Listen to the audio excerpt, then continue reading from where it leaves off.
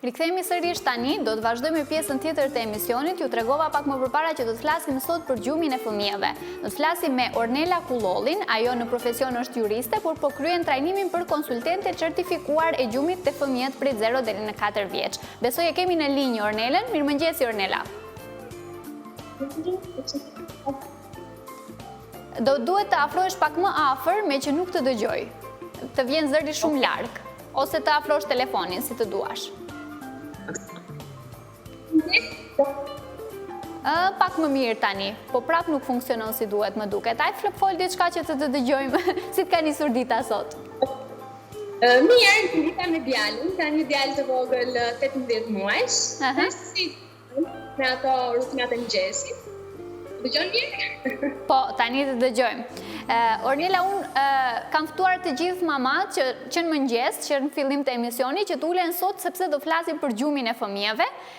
Edhe kam parë që ti nëpërmjet Instagramit jep shumë këshilla për gjumin e fëmijëve prej 0 deri në 4 vjeç. Më trego prej ku lindi kjo ideja për këshillat? Prej kur u bëre vetë mama apo edhe prej më përpara ke pasur informacione?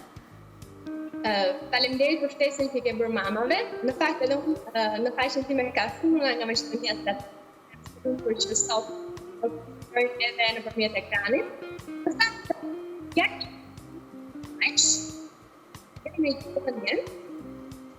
kemi prap problem, Ornela, kemi prap problem me zërin. Nuk e di, ke ndonjë palë dëgjuese ndoshta që të lidhi me dëgjuese të funksionojë më mirë ose jo? Kam, por më duhet të shkoj t'i marrë. Okej, e bëjmë një shkëputje atëherë derisa të rregullohemi sepse kështu nuk do mund ta realizojmë, nuk do të dëgjojmë fare. E bëjmë një shkëputje dhe rikthehemi sërish. Okej, unë po lexoj disa nga këshillat e Ornelës në ndërkohë që të shihni se çfarë këshillon ajo për fëmijët dhe për bebat, për gjumin e tyre realisht. Kishte ca këshilla këtu që i pash se përse kur qajnë bebat qajnë kur kanë uri, thot ajo. Bebat qajnë kur janë të lodhur, kur duan të ndërojnë ambient, kur i dhën barku, kur kanë nxehtë, kur kanë ftohtë, kur nuk ndihen rehat dhe kur kanë nevojë për ledhatime. Bebat nuk qajnë, thot ajo, sepse janë të nevrikosur me ty, sepse janë të mërzitur, sepse janë të vetmuar për të shkatruar jetën tënde. Ato nuk qajnë nëse ndihen të braktisur, nuk i pëlqen dhoma apo krevati, nuk të pëlqen ty, ti nuk je mami e duhur. Këto janë disa nga këshillat që ajo ka dhënë. Çfarë ndodh natën, mbetet natën, në mëngjes nis një ditë e re, thot Ornela. Ajo jep shumë këshilla të tjera, kalimi nga 2 gjumë në një gjumë të vetëm gjatë ditës. Për shembull, zakonisht tek fëmijët, tek bebet, është problemi sa flenë gjatë ditës, a nuk flenë gjatë ditës, sa herë flenë gjatë ditës. Treguesit kryesor është midis 15 dhe 18 muaj, mund të ndodhë edhe më herët ose më vonë, por jo më shpesh. Gjatë natës flet 10 deri në 11 orë pa shkëputje. Gjumi i mëngjesit e zën më me vonë ose shumë vështirësi ose nuk pranon të flej sepse do të luaj. Gjumin e mëngjesit e bën më të shkurtër se normalisht, flen në gjumin e parë dhe refuzon në çdo mënyrë gjumin e mesditës. Këto janë disa nga momentet kur ti e kupton që është momenti i duhur kur të kaloj gjumin nga 2 gjumë gjatë ditës në një gjumë të vetëm gjatë ditës për fëmijën tuaj. Të paktën këto janë këshillat e Ornelës, po lexoj ato. Cili është sekreti sipas mamave që ja kanë dalë të përmirësoj gjumin e fëmijëve? Eriselda thot oraret e rregullta të gjumit të ditës janë sekreti i një gjumi të mirë. Marinela, durimi është cilësia që ju duhet për t'ja dalë, mos hiqni dorë nëse ndjeni të lodhura, kërkoni ndihmën e bashkëshortit. Blerta, rutina e rregullt e gjumit është thelbi i këtij procesi si dhe bashkëpunimi me partnerin. Gentiana, dëgjoni zemrën tuaj, nëse nuk ndjeni rahat me gjumin e fëmijës tuaj, lexoni këshillat dhe përpiquni, sa më herët të nisni aq më e lehtë do të jetë. Elidona thot, qetësia dhe mendja e kthjellët kur hyni në dhomë do ju ndihmojnë të kaloni pengesat pa vështirësi. Këto janë disa nga këshillat që ajo jep. Nëse e kemi Ornelën në linjë, po e kemi, dëgjohemi tani? Shpresoj që po. Po, tani jemi në rregull. Unë lexova disa nga këshillat që ti ke shpërndar në Instagram, në rrjetin tënd, po ja filloj unë edhe një herë nga fillimi me pyetjen, do të thënë kam parë në Instagram që ti u jep këshilla mamave për gjumin e fëmijëve, të fëmijëve nga 0 deri në 4 vjeç. Pyetja ime ishte, do të thënë, ke filluar të merresh me këtë punë kur vetë je bërë mama apo edhe prej më përpara ke pasur njohuri dhe ke qenë interesuar? Ja, në fakt ka lindur gjithçka pas se unë bëra nën. Në muajin e tretë, në fakt djali im kishte probleme me gjithëdhënien dhe pas shumë sakrificave arrita që t'ja dilja që t'i jepja gjë. Dhe desha që këtë eksperiencë ta ndaja me nënat e tjera. Mbas se një nën tjetër, po kalonte në të njëjtën fazë si unë, dhe pse jo, ta gjente dhe ajo zgjidhje. Dhe në fillim faqja nuk ka qenë e dedikuar tek gjumi, ka qenë e përgjithshme për bebat në përgjithësi, por informacione të ndryshme, të gjitha të përkthyera nga studime, nga mjekët të huaj. Unë jetoj në Turqi dhe ka shumë mjek me eksperiencë të specializuar, nga të cilët merja informacione dhe ja ofroja nënave në Shqipëri. Dhe kështu nisi, pastaj kuptova që gjumi i fëmijëve, gjumi i djalit tim ishte një tjetër problem që lindi gjatë rritjes së tij, u mora me rregullimin e gjumit të tij dhe prapë njëjta gjë, pse jo, ta shpërndaj këtë informacion edhe me nëna të tjera, të cilat kanë të njëjtin problem me gjumin dhe ato mund ta zgjidhin. Por gjumi është shumë kompleks. Dhe një nëmë më dërgonte një problem, unë futesha lexoja për atë problem, pastaj shtoheshin në urtit, ndaja në të tjera. E kështu, deri tani që marr vendim për të gjumit që ka. Po, do me thënë, unë kam parë që shumë tani, ke shumë mama që të ndjekin, unë për vete nuk jam mama, po unë kam vllaun e vogël, kështu që kam kaluar këtë periudhën me gjumin, jo e zuri gjumi, jo nuk e zuri gjumi, jo përse nuk fle, jo është i uritur, jo, cilat janë ato pyetjet më të shpeshta që të drejtohen për gjumin e fëmijëve? Zakonisht të gjitha problemet që vijnë gjatë natës, nënat ja u adresojnë dhëmbëve, mbase dhimbjeve të barkut, çdo gjë tjetër përveç gjumit. Gjumin nuk e mendojnë që është ende ideja që fëmijët ka fëmijë që flen shumë mirë, ka fëmijë që nuk flen mirë dhe kjo është fati ynë dhe s'kemi ç'bëjmë. Në fakt jo, çdo fëmijë mund të flerë mirë në rast se gjenden oraret e duhura, në rast se përdor metoda e duhura, fëmia të flerë vetë dhe të flerë mirë. Pyetje ka të fëmijë duhin në atë ku shkruajnë gjatë problemeve të kryesisht janë të njëjta. Të gjumi vetëm në gjithë, ose të gjumi të tundur, zgjohen shumë gjatë natës, mundohem që të kustot të Po thua që problemet më të shumta ndodhin gjatë natës, apo jo? Se problemi i fëmijëve është që nuk flen natën, përse nuk flen natën? Se nuk i lë edhe prindrit të flen gjatë natës, apo jo? Është komplekse në fakt, është një zinxhir, nëse s'flem mirë gjatë ditës, fle edhe mirë gjatë natës, por gjatë ditës kemi më tepër energji, drita na jep pak energji, ndërsa gjatë natës kur e kanë mbaruar dhe energjitë e ditës e ndjejmë më tepër pagjumsinë dhe duhet të zgjohemi dhe të kujdesemi për fëmijët dhe për gjumin e tyre. Në fakt që një gjumë të jetë i mirë, nënat duhet të kenë parasysh që në mëngjes të nisë një ditë të parë në orar të caktuar çdo ditë, në mënyrë që të gjitha oraret e ditës të jenë në rregull, dhe nata të jetë pak më e qetë. Okej. Tani mua më intereson, me që besoj që ka shumë mama që na ndjekin nëpërmjet televizionit sot, janë drejt për drejt me ne, disa këshilla që ti do ua jepje atyre për gjumin e fëmijëve. Për shembull, nuk fle natën, ose çfarë duhet të bëj që të flej gjumë të rehatshëm fëmia im, ose gjëra të tilla. Disa këshilla më jep që ti udhëzojmë pak ata se si mund të fëmia i tyre të bëjë një gjumë të rehatshëm. Po. Do e të kështat përgjithshme, se sigurisht për të parë e çorinë e çdo fëmije duhet të futesh në thellësi, por si thash, është shumë e rëndësishme si fillim rutina. Fëmijët e dashurojnë rregullin, e dashurojnë gjumin, thjesht nuk dinë se si të futen në rregull edhe si të flen qetë. Kështu që rutina do të thotë çdo ditë nëna duhet të zgjojnë ata në mëngjes në të njëjtën orë, pastaj pasi zgjohen duhet të kenë një program ditor që do të thotë 7 me 8 ushqyerja e mëngjesit, 8 me 9 aktivitete për shembull, 9 me 10 përsëri gjumi, varet nga mosha e fëmijës, pak të kenë çdo ditë një radhë aktivitetesh. Ushqyerje, lojë, aktivitet, gjumë, ushqyerje, lojë, aktivitet, gjumë, e kështu me radhë, në mënyrë që fëmia kuptoj që pas ushqyerjes janë loja dhe ai mundin e tij e regjistron këtë gjë dhe është i përgatitur pas aktivitetit e di që vjen sërish gjumi dhe nuk ke gjën veten të papërgatitur. Sepse momenti që një fëmijë është, le të themi, një ditë të parë gjumi, pastaj ditën tjetër bën aktivitetin, ditën tjetër bën lojën, ke ka idenë se kur duhet të flerë gjumin, dhe kur fëmijën e merr thjesht nga loja e tij dhe çon te krevati i vet, ai nuk është i përgatitur për të fletur gjumë. Ndaj, duhet që t'i vendosim një radhë çdo ditë. Pastaj, përveç kësaj rutinës së madhe, që është programi ditor, kemi dhe rutinën e vogël, që është para përgatitja përpara se të hyjë në gjumë. Përpara çdo gjumi gjatë ditës dhe përpara gjumit në mbrëmje, nëna duhet të bëjnë disa veprime të vogla, dhe këto janë çelësi, është sekreti i gjumit të mirë. Cilat janë këto veprime? Për shembull, në mbrëmje mund të jetë dushi, masazhi, leximi një libri, ushqyerja, përqafimi, ndihmimi, këngë dhe vendosja në krevat. Këto duken veprime shumë të thjeshta, të cilat nënat padyshim që i bëjnë, por duhet i bëjnë çdo ditë, çdo mëngjes në radhën e tu. Pra gjithmonë do të njëjtën radhë, në mënyrë që fëmia të kuptojë që pas dushit vjen masazh, pastaj vjen peshja, le të themi, pastaj vjen gjumi dhe pranon gjumin me lehtë. Ndërsa për sa i përket gjatë natës, është zgjumeve të shpeshta. Është e rëndësishme që fëmia zë mbrëmjes të mos jetë duke diçka, faktikisht kanë nga e gjiri ose biberumit, se të mos jetë duke humbur. Pra në të ushqejmë, dhe në momentin fëmijët gjume, dhe pastaj për gjumet, mund të marrë lehtë dorë, të atë fundi lehtësisht ta vendosë në krevat, në mënyrë që fëmia mos kalojë në gjumë me vesin e piturit apo të tundur.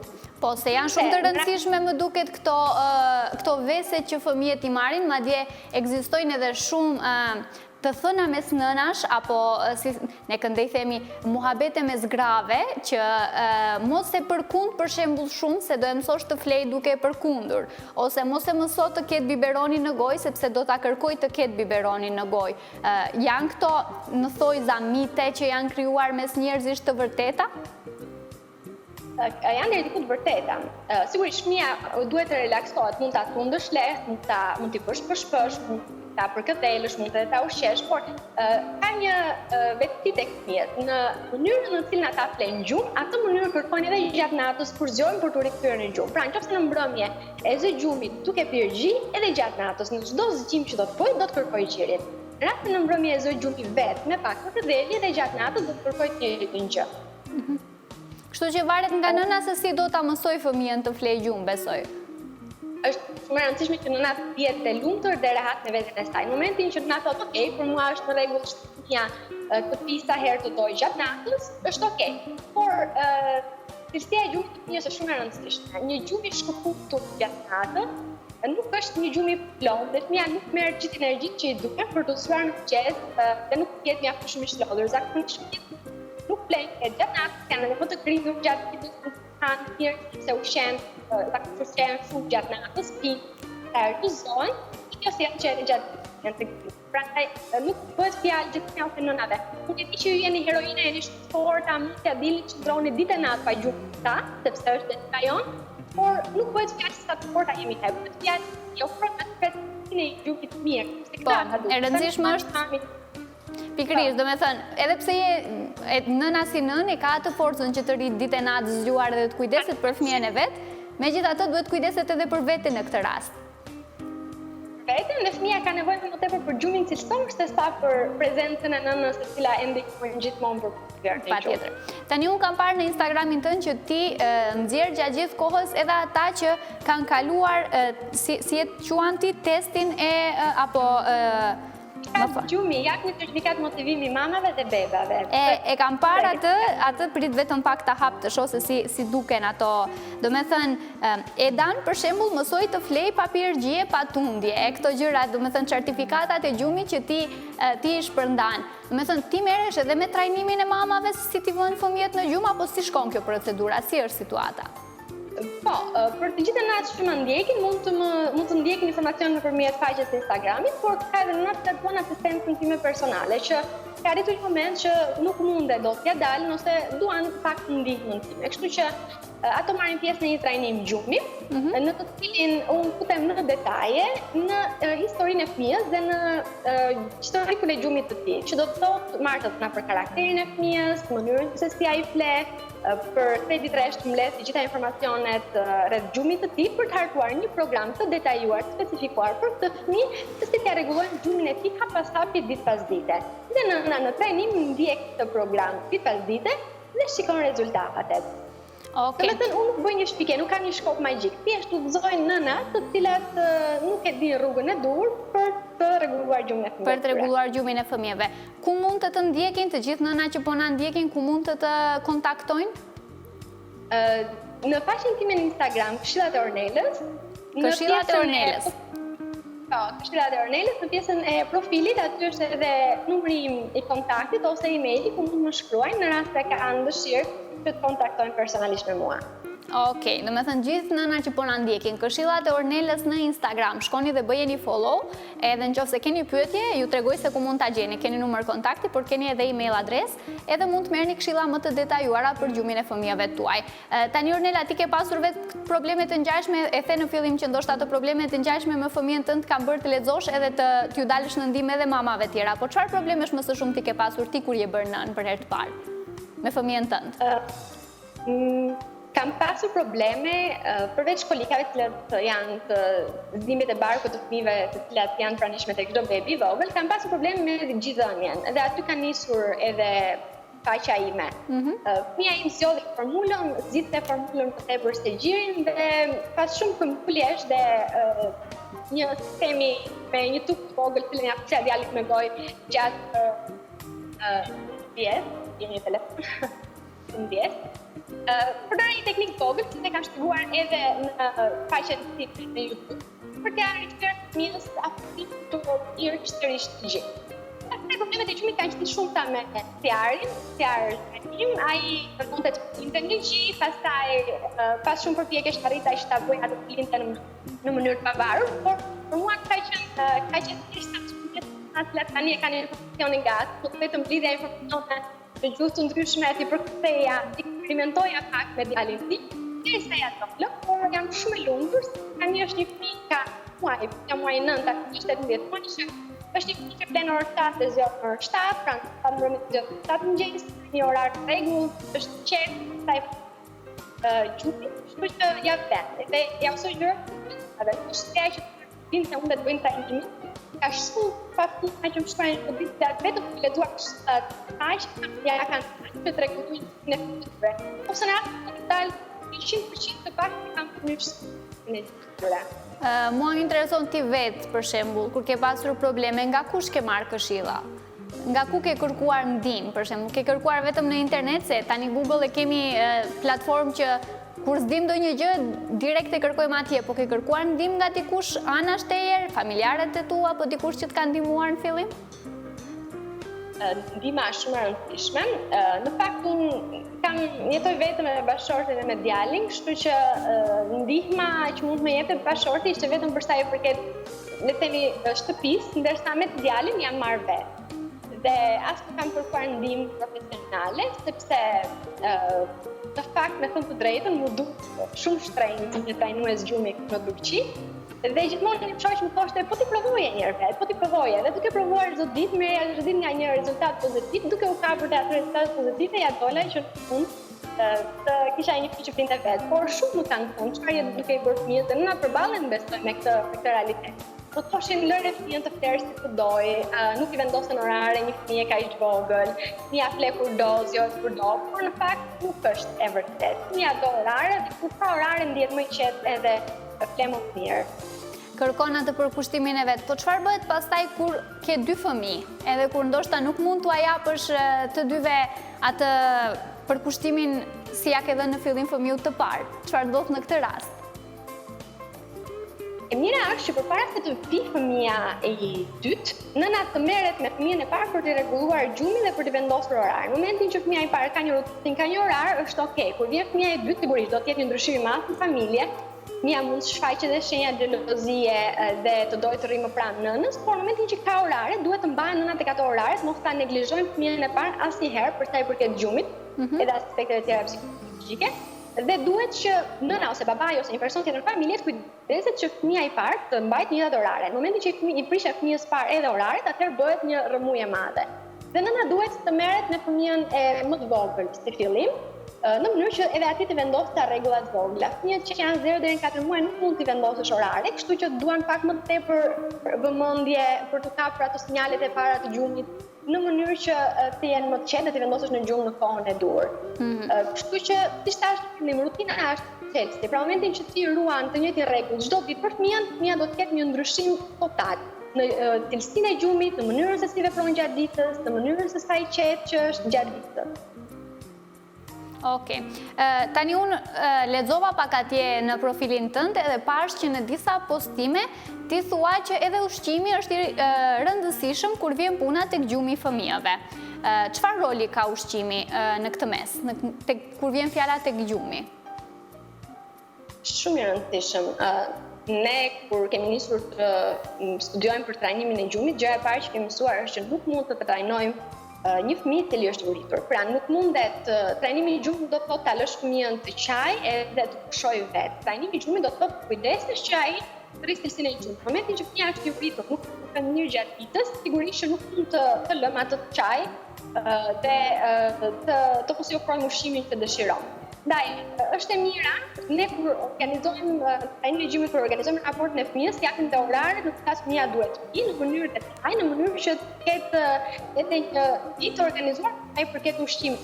Shumë që fëmijët kanë ushqim organik. Sidomos fëmijët mbi 2 vjeç, të cilët her pas here natë ju kuptojnë se ndonjë çokoladë, ndonjë patatin tokë, ndikon drejt në gjumin e tyre, duke pritur adrenalinën e tyre, sheqernat i ndikojnë fëmijëve që të rrinë më tepër pa gjumë, kështu që është shumë e rëndësishme të hanë ushqime organike, është shumë e rëndësishme që të hanë edhe ushqime të tjera me orar, deri në ushqim jashtë ai sugjerohet që të ushqehet vetëm me qumërgjirje ose vetëm me formulë. Sipas udhëzimit të mjekut, gjithmonë unë personalisht i sugjeroj nënat që të pyesin edhe përpara trajnimit mjekun se sa herë ka nevojë ushqim të hajë fëmia dhe pa mililitër në çdo vakt, në mënyrë që të jemi sigurt që ky fëmijë është i ushqyer mirë. Asnjëherë të kuaj me gjumin e fëmijës kur fëmia ka fëmijë. Edhe diçka të shokante është dhe ambient që atë ke marrin shumë seriozisht. Për të kujdesen që toka në të fëmija të jetë shumë e freskët dhe shumë e hapur, në mënyrë që fëmia të flerë qetë. Ky është një çelës sukses. Sepse në momentin që dhoma e ftohet, në trurin e fëmijëve çlirohet hormoni melatonin dhe ata flen më qetë. Në momentin që ka dita i tërhequr në qoftë herë dhe që lëviz një dritë që në dhomë, i tërhequr dhe i bën të zgjidhur më shpejt. Okej. Tani, ti më ke thënë që je duke përfunduar procesin e trajnimit si konsultente certifikuar e gjumit për fëmijë. Më trego si është ky trajnimi, çfarë është ky trajnimi, ku e gjete që të marrësh pjesë, edhe të bëhesh, domethënë, konsultente e gjumit për fëmijët prej 0 deri në 4 vjeç. Nisim ashtu sa sigurisht erdhi nga faqja e ime, duke parë që na kanë vërtet shumë nevojë dhe duke parë që unë vërtet kam shumë nevojë që të aftëstohem më tepër, të thelloj njohuritë e mia në futush. Ky trajnim e gjumit të tilla gjenden në kompani të ndryshme në internet. Kompania që unë jam regjistruar është amerikane. Është një studim i të gjitha metodave të gjumit, i mënyrës se si duhet sillen me prindin, me fëmijën, tregon në detaje psikologjinë e fëmijës, si duhet ushqehet fëmia dhe hap pas hapi tregon se si duhet që të sillemi me fëmijën për ta bërë gjumin e tij një eksperiencë më të mirë dhe se si ta realizojmë si të arrijmë që një fëmijë të flerë gjumë gjatë. Është një trajnim i cili zgjat diku rreth 6 muaj, intensiv, por besoj që do ja vlej. Mendon që kjo është edhe një mënyrë e mirë e të bërit biznes në thojza, të shfrytëzosh këtë trajnim, këto njohuri për të trajnuar mama tjera, po edhe për të përfituar një farë mënyre, sepse ti jep një shërbim për to? Po, është hapi i parë i krijimit të një biznesi, marrja e certifikatës, pastaj sigurisht edhe faqja edhe website-it që do të krijohen të jenë më le të themi zyrtare dhe patjetër do të ofrojnë një shërbim më të mirë, sepse do të sjell për mua të krijimin e një biznesi. Hapa të mëdhenj, mbas të një risi më të fortë, duke ditur që vërtet ka nevojë dhe nuk është shumë temë për hap ose nuk janë të bëjtë të idesë që mund të gjumijës, do që dhe shpresoj që do të ketë mbështetje në nënave, që ka pasur deri tani edhe në të nisë të Ornella, ne jemi në fund të emisionit, jemi në fund të intervistës realisht, me që unë do kisha dashur të zgjasim këtë bisedë pa fund, sepse vërtet më pëlqen edhe besoj që është shumë informative për nëna që po na ndjekin, por do kisha dashur të japësh një mesazh për gjithë ato që po na ndjekin, ose të thuash ndoshta diçka që unë nuk të kam pyetur dhe e kemi lënë të pathënë. Është koha tani për mesazhin. Të falenderoj për ftesën. Shpreha që unë përdor gjithmonë është gjumi nuk është luks. Të rish shpajtum është mënyra e duhur për ta vazhduar jetën. Nuk është risk që ose të kesh fëmijë i cili nuk plenat, është vështirë rregull. Të çmendurim, këmbgulje, vendosmëri, por në fundit në nëna duhet të kemi vështirësi, si vetë ai përket gjuhës. Kështu që vazhdojmë si që jemi kështu të fortë me vendosmëri dhe dalim për të problemi, qoftë ushqimi apo problemin që hasim gjatë të smenit tanë. Falenderoj shumë dhe jam sigurt kanë nga mjaftë të ndjekin. Dhe shëndetet të ikë është pozition. Falenderoj. Ishte kënaqësi edhe për mua të të kem sot, edhe uroj që të takohemi edhe të na vish edhe në Shkup, përse jo, edhe të bisedojmë gjëre gjatë për këto tema, sepse kam përshtypjen se nënat kanë gjithmonë nevojë të dëgjojnë këshilla kur vjen puna tek gjumi i fëmijëve, por edhe në përgjithësi të ushqyerit, ushqimi e këto gjërat. Ishte shumë kënaqësi Ornela, unë uroj që të kesh një ditë bukur sot, mirupafshim. Mirupafshim. Ne do të bëjmë një shkëputje tani të dashur miq, edhe do rikthehemi sërish në studio për sot.